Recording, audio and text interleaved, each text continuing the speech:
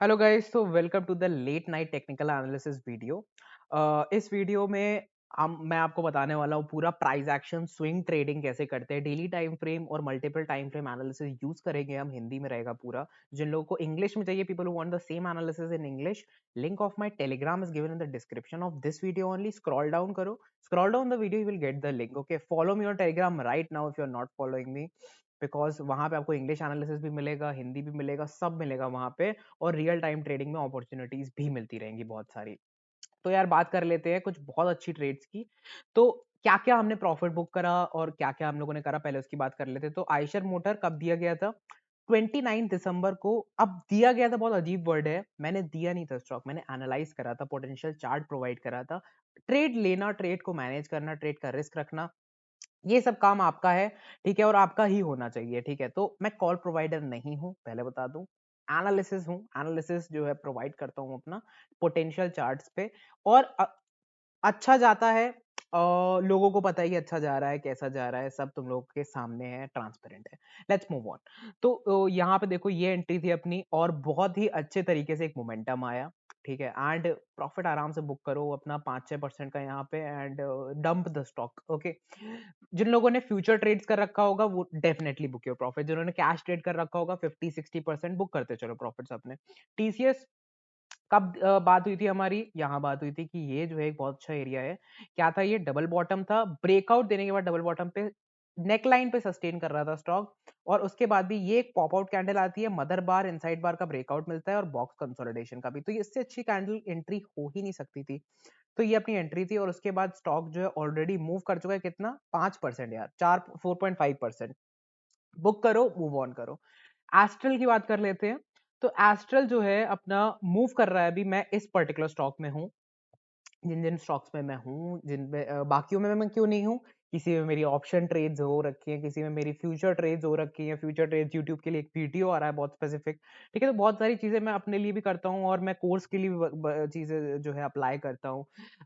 तो उसकी वजह से बहुत सारी ट्रेड्स मैं मिस आउट कर देता हूँ साथ में, बट कुछ ट्रेड्स मैं ले भी लेता हूँ। जैसे एस्ट्रल मैंने ले रखी है, समथिंग 1.5 लाख के एस्ट्रल्स ले रखे हैं मैंने around this area. And good momentum, आज अच्छा मोमेंटम मिला, मैंने अपडेट भी कर दिया। तो मूविंग अहेड, अभी मुझे लगता है कि एस्ट्रल में और भी लेंथ बाकी है, it can go a lot. Page industry की बात करते हैं तो मूवमेंट आ चुका है पेज इंडस्ट्री में। पिछले एनालिसिस, पिछले ट्रेड एनालिसिस में ट्रेडिंग व्यू पे, टेलीग्राम पे सब अपडेट करा गया था ये स्टॉक के बारे में भी। एसबीआई लाइफ के बारे में तो यार यहाँ से अपडेट करा गया था कि मदर बार है, ठीक है। एक फॉल आया, मदर बार बनी, 4 इनसाइडर बार बनी और ब्रेकआउट मिला। मतलब फॉल, मदर बार, इनसाइडर बार और उसका ब्रेकआउट, मतलब रिवर्सल आ चुका है। क्योंकि और अच्छा डिमांड भी होना चाहिए, तो देख सकते हो नीचे आया डिमांड, फिर से 1130 पे आया डिमांड, 1130 के जोन पे आया डिमांड, और इस बार ब्रेकआउट देके ऊपर भी जा रहा है। तो मैंने क्या बोला था कि ये एंट्री है और ये आपकी अगर एग्जिट है 2% की, तो आप 3% पे अपना एग्जिट जो है कर सकते हो स्टॉक को, ठीक है। 3% पे एग्जिट कर सकते हो फ्यूचर वाले लोग और वगैरह वगैरह, ठीक है। और यहाँ पे आपका बहुत अच्छा एक मोमेंटम उससे भी ऊपर का बनता हुआ दिख रहा है एसबीआई लाइफ में। तो आगे बढ़ते हैं। और मिंडा कॉर्पोरेशन तो यार आज यहाँ पे मैंने शुरू शुरू में दिया था, ठीक है। और मैंने प्रायोरिटी ग्रुप में दिया था स्पेसिफिकली, क्योंकि ये डिफरेंट टाइप ऑफ ट्रेड है, एक multi time frame analysis trade है। किस तरीके से इनपुट करते हैं मनी को, बहुत ही स्मॉल इनपुट ही करते हैं। आप क्या करते हैं कि कुछ अमाउंट यहाँ पे इन्वेस्ट करो, और डेली चार्ट अगर यहाँ तक कहीं बनता है 4-5% का, तो वहां पे इन्वेस्ट कर दो बाकी मेजर अमाउंट, ठीक है, जिससे कि आप ट्रेड लूज ना करो। बट छोटे अमाउंट में ही 15% मिल गया, गेम ओवर, ठीक है। जितना आपको एक अच्छी कैंडल पे बड़े अमाउंट पे मिलता, छोटे कैंडल पे बड़ा साइज मिलके खत्म हो गई ट्रेड। तो क्या पता कल मूवमेंट देते, अच्छी बात है, वरना प्रॉफिट बुकिंग कर सकते हो इवन स्मॉल क्वांटिटी में। ये उसी टाइप की ट्रेड थी। Let's talk about some very good trades guys जो मेरे पास है, पोटेंशियल ट्रेड्स। तो हम लोग कोल इंडिया से लेके गणेश कॉस तक बात करेंगे, ठीक है। क्या दिख रहा है मुझे? वीकली टाइम फ्रेम पे कोल इंडिया यहाँ से 3 बार सपोर्ट ले चुका है, चौथी बार ले रहा है, ठीक है। चौथी बार सपोर्ट ले रहा है, और अगर ये ट्रेंड लाइन बनाओ यहाँ से इस तरीके से, थोड़ी इस तरीके से एक ट्रेंड लाइन अगर बनाओगे, तो तुम्हें पता चलेगा कि क्लोजिंग नहीं दे रहा है, फॉल करता है, फिर यहाँ पे आके ऑलमोस्ट क्लोज दिया, फिर गैप डाउन हो गया। मतलब बहुत ही प्यारी ट्रेंड लाइन है ये। ऊपर आया, यहाँ पे क्लोज दिया, फिर क्या हुआ, एनगल्फिंग बन गई, फिर उसके पास आया, क्या बनाया, मदर बार बनाई और एक इनसाइडर बार बनाई। उसके बाद क्या हुआ, एक ब्रेकआउट मिला, ठीक है। और ब्रेकआउट बहुत स्ट्रांग मिला, 6% का एक ब्रेकआउट मिला है यहाँ से, ठीक है। बहुत ही इजी ट्रेड अपॉर्चुनिटी है ये। अगर आपकी एंट्री लेवल्स है, अगर पहले एंट्री कर चुके हो तो कीप सिटिंग, बहुत ही अच्छी एंट्री लेवल्स है। प्रॉफिट्स क्या होंगे? Target profits as you can see top levels जो है मुझे अच्छे दिख रहे हैं। वीकली टाइम फ्रेम पे अगर देखो तो इस पर्टिकुलर ट्रेंड लाइन को मैं अगर इस ऐसे जोड़ूं, ठीक है, बिकॉज ऑफ कोर्स टिल्टेड जो जो ट्रेंड होता है वो हमेशा एक डायरेक्शन में रहता है यहाँ पे, ठीक है। और अगर मैं यहाँ से भी इसको जोड़ूं इस तरीके से, तो मुझे दिख रहा है यार कि आराम आराम से कहाँ तक हम लोग निकाल सकते हैं प्रॉफिट, इस एरिया तक जो कि है अपना टॉप, ठीक है, मैच कर गया। तो इस एरिया पे आके ये ऐसे कुछ बनाता है प्राइस एक्शन, तो वहां अपना कुछ प्रॉफिट बुक कर सकते हैं हम लोग। रिस्क अपना इस कैंडल के नीचे रहेगा, इजी ट्रेड। मूविंग अहेड, आगे मूव करते हैं। तो अब बात करते हैं एमएफएसएल की। तो एमएफएसएल ने क्या करा है, ये देखो, ये इंपॉर्टेंट है कि कहाँ हो रहा है वो एक्शन। डबल टॉप के एरिया पे आया, रीटेस्ट लिया और एक ब्रॉडनिंग पैटर्न बनाना चालू कर दिया। फॉल बहुत आया बड़ा। कितना बड़ा फॉल आया? नेकलाइन के ब्रेकआउट के बाद, नेकलाइन के ब्रेकआउट के बाद आया आपका 13% का फॉल। एंड उसके बाद नेक ऊपर के साइड पे कंसोलिडेट करा ये चैनल के, एंड ब्रेकआउट देता है। सबसे इंपॉर्टेंट लेवल क्या था? सबसे इंपॉर्टेंट लेवल गाइस था 990 का, या फिर कह सकते हैं 1000 का राउंड ऑफ लेवल, ठीक है, या 990 का एग्जैक्ट लेवल, और 1000, और या कह सकते हो 990 से 1000 का एक जोन जो है बहुत ही इंपॉर्टेंट, क्रूशियल इंपॉर्टेंट एरिया था, जो कि ब्रेकआउट हो चुका है, जिसका साथ साथ में ब्रॉडनिंग पैटर्न का ब्रेकआउट हुआ था। ये एंट्री, इसी के नीचे एग्जिट होगी आपकी, एसएल होगी, और ये आपका टारगेट होगा। Simple as that. अपना एनालिसिस जरूर करना, कंसल्ट कर लेना किसी से अगर एनालिसिस करने में दिक्कत हो रही है। Definitely we provide courses and everything, तो उसको अगर आपको एक बार देखना है तो वो भी देख सकते हो। Okay, thank you so much. Moving ahead, यहाँ पे अगर देखो तो फॉल आया मुथूट फाइनेंस में, ठीक है, एक बॉटम बना, आया एक नेकलाइन बनी, बॉटम बना, नेकलाइन पे आता है, कंसोलिडेट करता है with upper movement flag breakout. तो अपर मूवमेंट बुल फ्लैग ब्रेकआउट हुआ, साथ में कहां से ब्रेकआउट हुआ? नेकलाइन, डबल बॉटम के नेकलाइन से। तो डबल बॉटम का ब्रेकआउट, फ्लैग पोल का ब्रेकआउट, और ये हिडन लाइन देख रहे हो, ये हिडन लाइन पॉप आउट हुई है, ठीक है। इसका मतलब है कि पोटेंशियल चांसेस हैं कि स्टॉक यहां से ऊपर जा सकते हैं। तो क्या करते हैं ऐसे एरिया में? जैसे कि हमें 5 क्वांटिटी ऐड करनी है, तो हम एक क्वांटिटी ले लेंगे इसमें स्टॉक में अभी, ठीक है, 1 क्वांटिटी हम एंटर कर देंगे। अगर फॉल करता है तो हमें छोटा लॉस होगा, ठीक है, और अगर ऊपर मूव करना चालू करता है तो हम 5 जो क्वांटिटी थी, ठीक है, और एक ब्रेकआउट देता है किसी छोटे टाइम फ्रेम पे और कंसोलिडेट करके एक और ब्रेकआउट देने की कोशिश करता है, वहां पे हम उस पॉइंट पे बाकी 3 क्वांटिटी या 5 क्वांटिटी डायरेक्टली ऐड करते हैं इस तरीके से। तो 1 क्वांटिटी ऐड करनी है, अभी 2 करनी है, ठीक है, बट 3 क्वांटिटी ऐड नहीं कर सकते। मे बी आप अभी एंटर करो, 2 क्वांटिटी ऐड करो, और जब ये एक और मूवमेंट दे, ठीक है, तब आप 3 क्वांटिटी ऐड कर दो बाकी की बची हुई, अगर आपका होल प्लान ये है कि 5 क्वांटिटी ऐड करनी थी। तो इस तरीके से मुझे मुथूट फाइनेंस में दिख रहा है कि स्क्वीज मोमेंटम का ब्रेकआउट मिला है, अच्छे टारगेट्स मिल सकते हैं ऊपर तक। यूपीएल की बात करें तो एक ब्रॉडनिंग पैटर्न में भी है ये स्टॉक। यहाँ पे मैंने बताया था आपको, अगर आपको याद होगा, ठीक है, ये एक मदर बार थी, मदर बार के अंदर 2 इनसाइडर बार बनी और एक ब्रेकआउट आपको मिलता है, एंड उसके बाद एक अच्छा मोमेंटम मिलता है ऊपर के लिए, वहां पे प्रॉफिट बुक भी कर सकते हैं। क्या मैं इस ट्रेड में था? नहीं, मैं इस ट्रेड में नहीं था। क्यों? क्योंकि और भी ट्रेड्स में था मैं। बहुत सारी ट्रेड्स में देता हूँ दिन में, और बहुत सारी ट्रेड्स में मैं होता हूँ, बट जो सबसे फाइन ट्रेड्स होती हैं, जरूरी नहीं है कि मैं सब फाइन ट्रेड्स में हूँ, ठीक है। तो यहाँ पे अगर देखा जाए तो ये रेजिस्टेंस है, रेजिस्टेंस है, रेजिस्टेंस है, फिर से एक रेजिस्टेंस पे आ गया है, और अगर इसका ब्रेकआउट मिलता है तो एक शॉर्ट ट्रेड यहाँ से यहाँ तक बन सकती है, ठीक है। तो बहुत ही नीटली आपको ये काम करना पड़ेगा। 1 2 3 4 5वीं बार ब्रेक कर रहा है, और अगर ध्यान से देखें तो एक बुल मूव आया, एक कंसोलिडेशन आया, ठीक है। इस कंसोलिडेशन का भी ब्रेकआउट हो चुका है अगर देखा जाए तो, छोटे उस पे छोटे डेली चार्ट के टाइम फ्रेम पे अगर छोटा स्केल रखे, बट बड़ा स्केल जैसे ही रखोगे आप, बड़ा स्केल रखोगे तो आपको दिखाई देगा कि अभी ब्रेकआउट नहीं हुआ है, अभी स्टॉक में ब्रेकआउट होना बचा है, और बड़े टाइम फ्रेम पे। मूव करते हैं आगे, रैमको सीमेंट की बात कर ले तो यार रैमको सीमेंट तो बहुत ही बढ़िया स्टॉक लग रहा है मुझे। यहाँ से आके हमेशा डिमांड लेता है।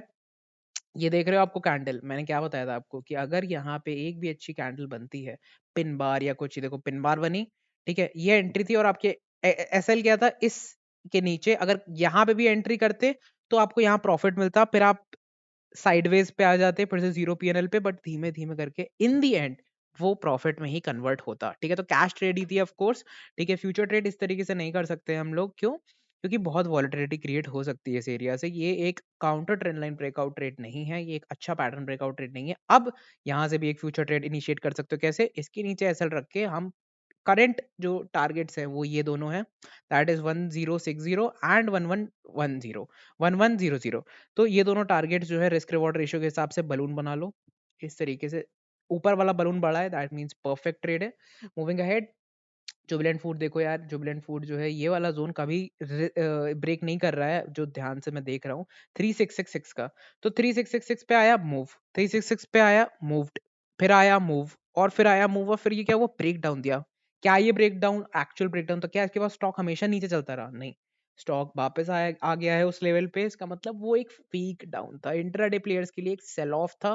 मार्केट जब नीचे चल रही थी उनके लिए अच्छा गेम था, बट अब स्विंग ट्रेडर्स के लिए अच्छा मूव आ सकता है कब? जब एक पुल बैक के साथ एक ब्रेकआउट होगा, या फिर एक ब्रेकआउट हो जाएगा डायरेक्टली, बट वो कैंडल छोटी होगी, कैंडल बड़ी नहीं होनी चाहिए, ब्रेकआउट की स्मॉल होनी चाहिए।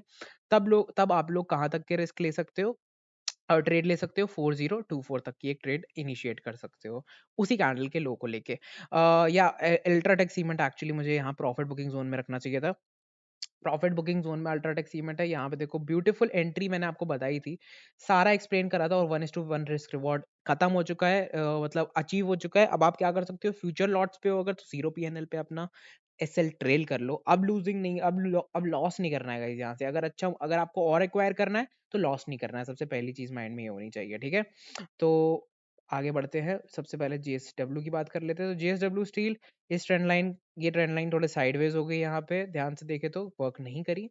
अगर ध्यान से देखा और जाए तो इस तरीके से ये ट्रेंड लाइन यहाँ वर्क कर रही है, ठीक है। एंड दो हिडन, एक पैरेलल चैनल है, एक ट्रायंगुलर चैनल है, ट्रायंगुलर पैटर्न है, तो मल्टी पैटर्न फॉर्मेशन है यहाँ पे। ये दिख रही है आपको रेड लाइन जो बनाई है मैंने, जिस पे अलर्ट सेट दिख रहा है आपको।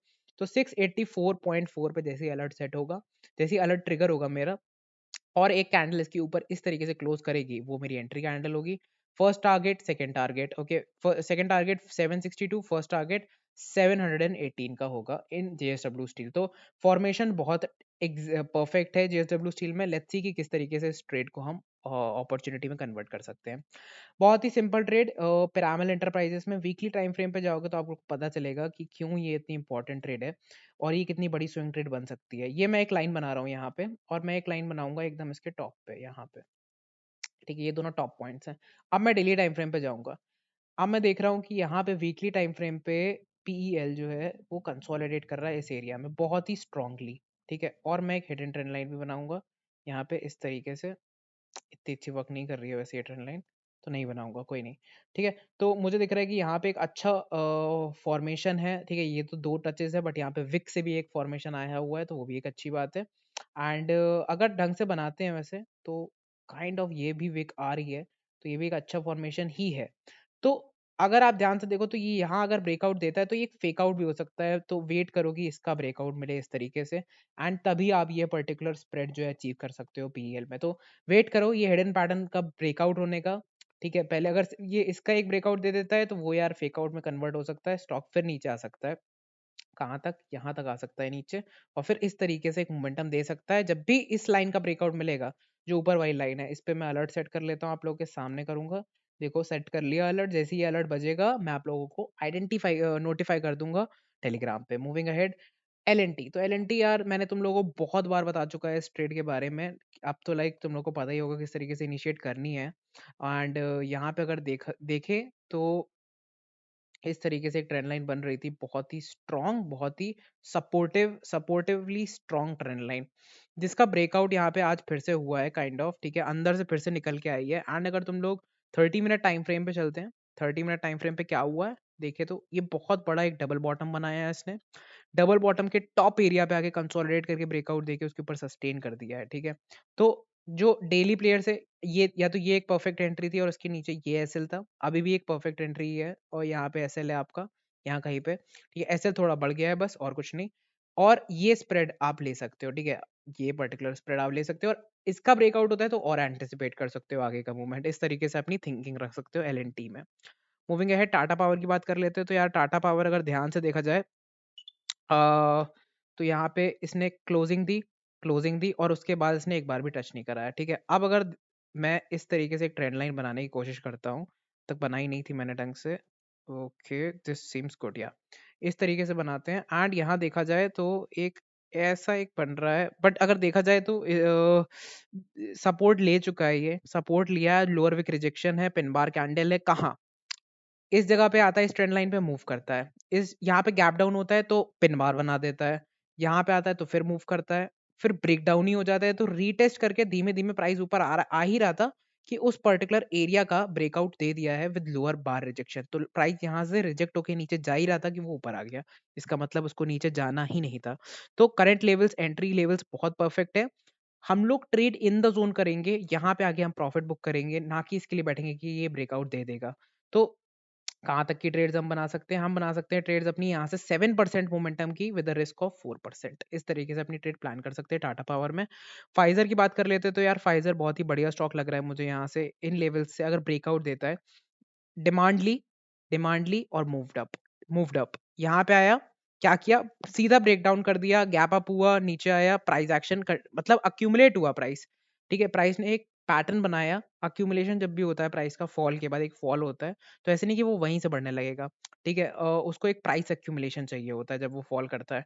ठीक है? Different type of stock different तरीके से वर्क करते हैं इन कंडीशंस में। यहाँ पे अगर देखा जाए तो एक गैप अप हुआ, सस्टेन हुआ, कन्फ्यूजन कैंडल बना दी है। अब अगर एक इस तरीके से कैंडल सेटल होती है ना यहाँ पे इस तरीके से कल, तो वो इतनी ज़्यादा अच्छी एक स्विंग ट्रेड बन सकती है। आपकी ये एंट्री होगी, आपका ये एक एसएल होगा इसके नीचे, ठीक है? एंड टारगेट नंबर जो 1 होगा, वो आप देख सकते हो कि इसका 1:1 कर सकते हो शॉर्ट टर्म ट्रेडर्स, 1:2 कर सकते हो शॉर्ट टर्म ट्रेडर्स।